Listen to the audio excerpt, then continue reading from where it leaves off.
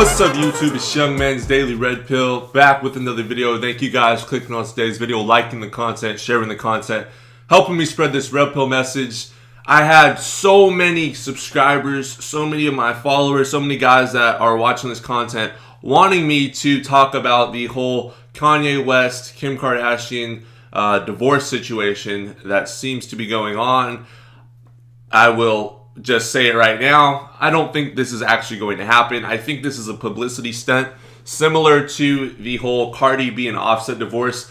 Anything to make more headlines, to make a few extra dollars, to promote an album, to just get more publicity for their brands. These celebrities will do whatever it takes in order to get more publicity and to get more fame and to get more status. So I'm just going to put it out right now. I don't think this is actually going to happen. But if it does happen, and we will talk about the hypotheticals, I think that they are just, they're just on paper as married. A lot of you guys get too caught up in the concept of people getting married because they love each other, people getting married because they have some deep connection and they've always felt attracted to each other, and the stars aligned and there was that soulmate out there and they were destined to be together. When in fact, these celebrity relationships, and I'm going to keep saying this, they're simply in these relationships. It's a business deal. It's a business contract. These people are brands. Kim Kardashian is her own brand. Kanye West is his own brand. We can go into who helped bolster whose career more than the other. But for the time being, I want to just point out some of the lessons that can be learned from this whole messy divorce situation, my thoughts, my perspectives, what you young guys can learn from it, all right? Because we're from the outside, we're looking in, and honestly, if you didn't see this divorce happening since they got married, in like 2012 or something, if you didn't see it happening since then I don't know where you've been living, because obviously this was destined to just burn and end in failure, because Kim Kardashian is and you can't turn her into a housewife at the end of the day, all right? I don't know why we keep having these Captain Save-A thoughts. Like, unbelievable. Anyways, guys, we're just going to break down all of her red flags. There's so many that I'm just going to try to basically brief you guys on the major ones that stuck out to me. All right, so let's get started. The first major red flag that stuck out to me, and this is off the top of the head, by the way, is the fact that she became famous from a home movie, all right? She became famous because of the video that she made with Ray J before she was really famous, I know her father at the time was one of the attorneys that was working with the O.J. Simpson case or whatever, so that's kind of how she was attached to her father, but then she came out with her own tape, and, the tape went viral. It was one of the first celebrity intimacy tapes to go viral. I'm trying to keep this PG. And from there on, she got a lot of attention. She started dating athletes. And then what we see is she ended up, because I believe Kanye at that moment was very weak. He was going through issues dealing with his mother. His mom had died. He already has bipolar disorder. He has a lot of things going on during this time. So he's at a weak point in life, which is what I tell you guys.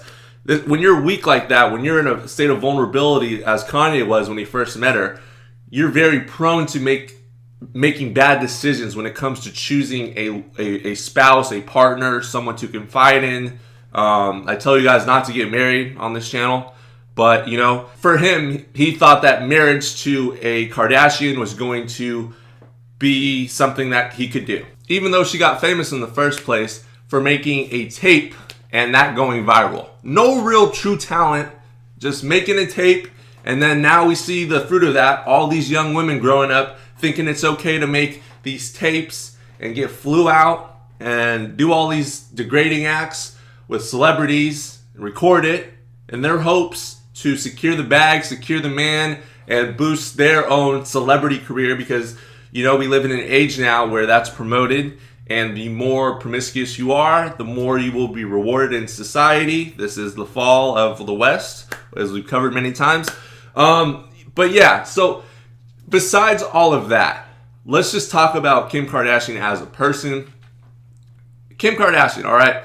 She is a stereotypical narcissist. She posts selfies of herself all the time.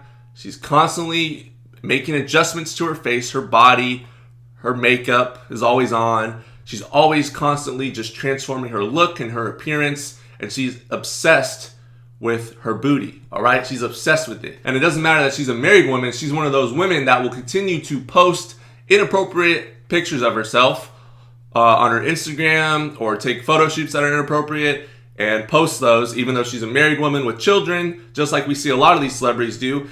And the ripple effect of that is the young women that are just average in today's society, they see these celebrities, they hold them to such high standards. So when they're on their phone flipping through and they see that Kim Kardashian's getting 1 million likes for posting a belfie, which is a booty selfie if you didn't know, or a promiscuous looking picture, or a kind of lustful looking picture that might cause a lot of men to fall, she gets rewarded for that, because the young women that see this see, wow, she's getting all these likes, she's getting these followers, she's famous, you know, I can do that too. She got famous off of a homemade video, and now she's a billionaire. So it's just, this is horrible, all right? Horrible stuff. And it's just being promoted across the West. She has what I believe is the true succubus spirit, the Jezebel spirit, if we want to talk about that and get spiritual and religious on things. I believe that she takes a man's good energy and transforms it and takes it away from him so that he is left with nothing. If you look at the men she's dealt with in the past and the Kardashian curse, we can clearly see that a lot of these men have been affected negatively by being in relationships with Kardashians.